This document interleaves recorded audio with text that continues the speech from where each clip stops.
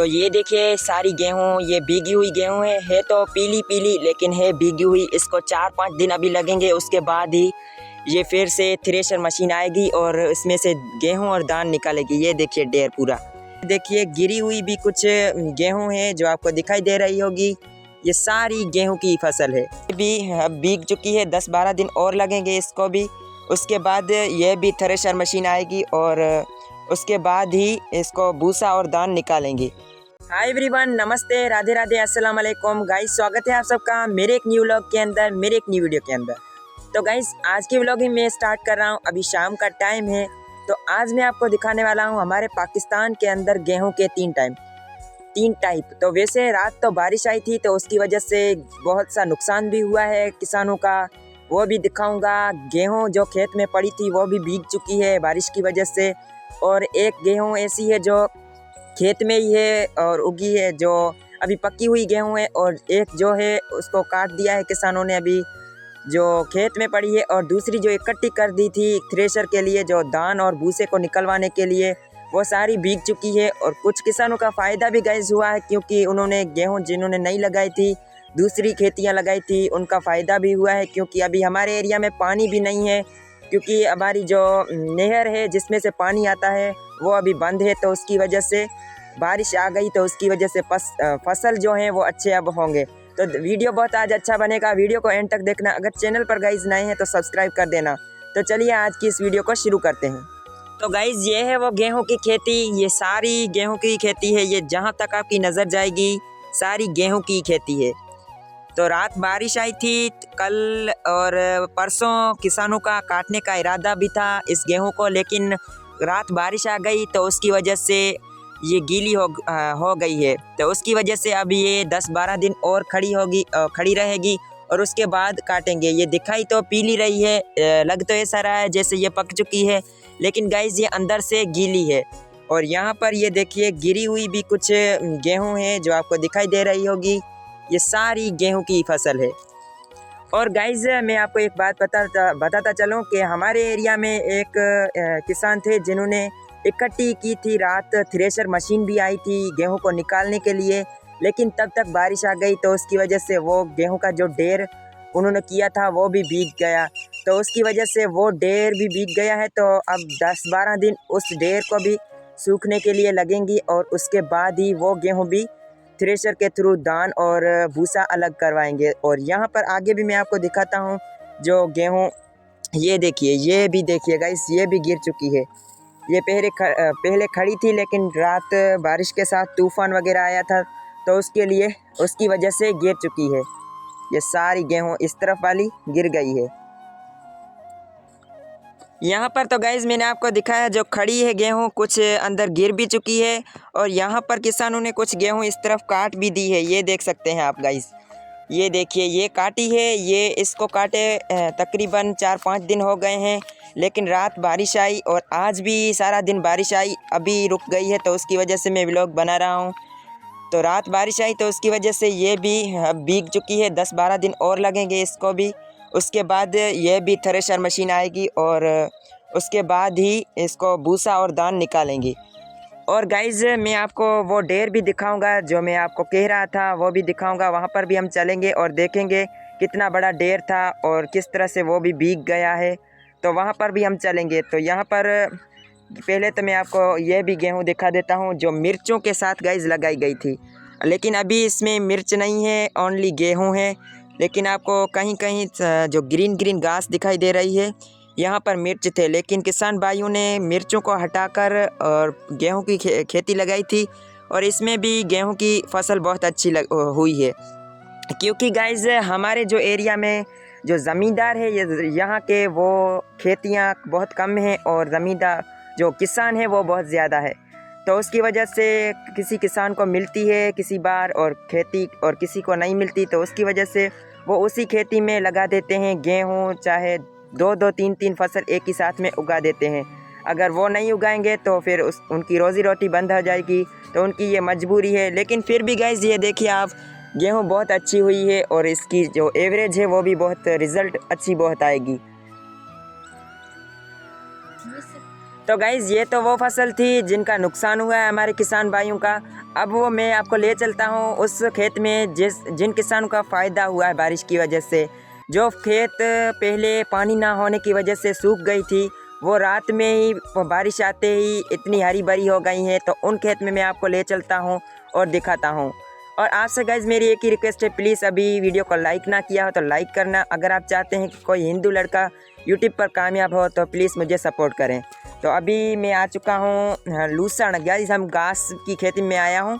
ये देखिए, ये है घास जो पहले बिल्कुल गाइज़ सूख चुका था, लेकिन रात में ही इतना बड़ा तो नहीं, पहले बिल्कुल सूखा नहीं था लेकिन फिर भी सूखा था। लेकिन आज जैसे ही रात बारिश आई तो ये हरा भरा हो गया है। ये देखिए, अभी भी इसको पानी की ज़रूरत है, लेकिन कुछ दिनों में पानी भी आ जाएगा तो उसकी वजह से ये फिर इससे भी बड़ा होगा। और उसके बाद गांव वाले काटेंगे और जो एनिमल्स हैं, गाय भैंस हैं, उनको खाने के लिए देंगे।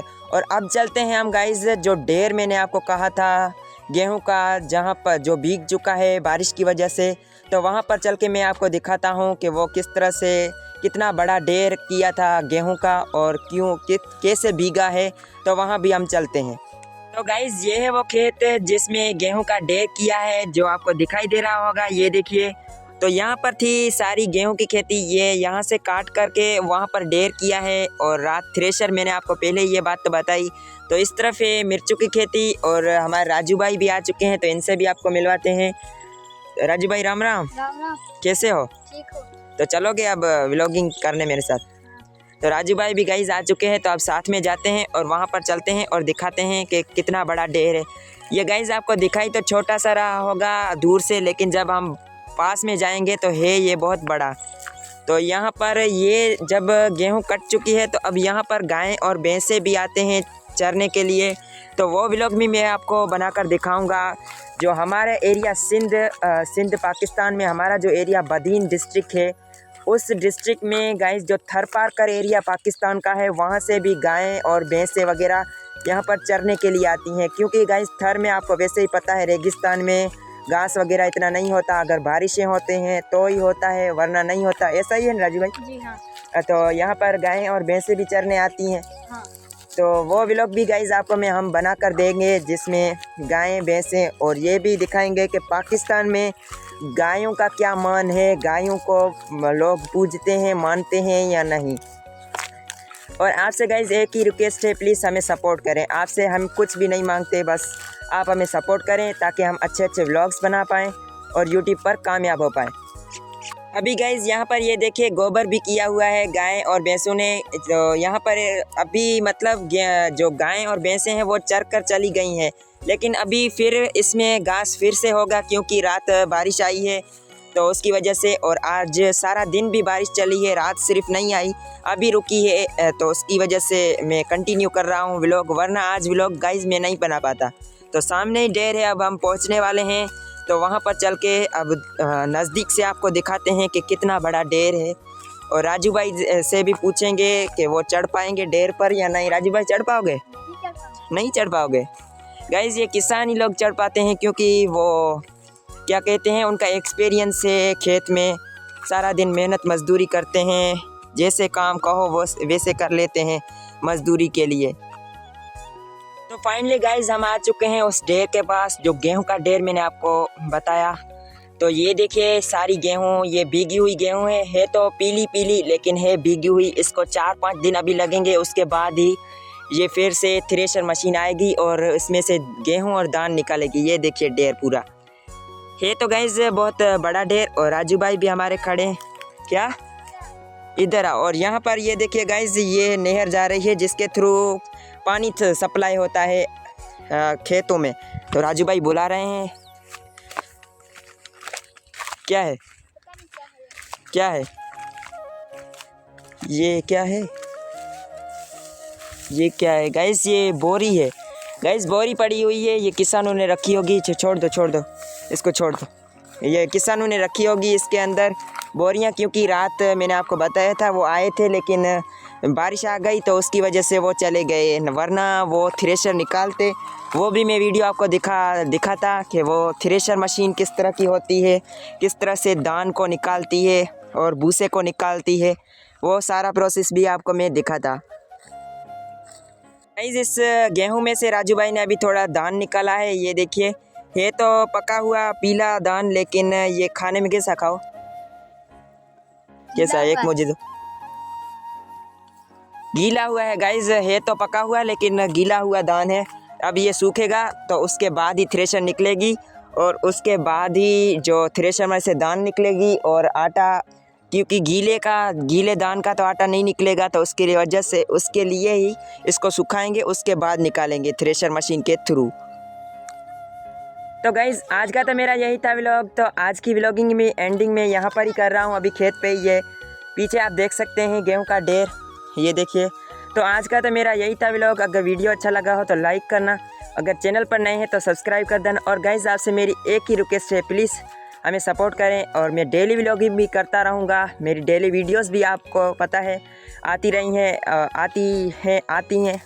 अगर आपने ना देखी हो तो प्लीज़ जाएं चैनल पर और सब्सक्राइब करें, और मेरे बाकी की जो वीडियोस हैं उनको भी देखें और वीडियो को लाइक करें। तो मिलते हैं नेक्स्ट वीडियो में, तब तक के लिए जय श्री राम, जय हनुमान, राधे राधे, अस्सलाम वालेकुम।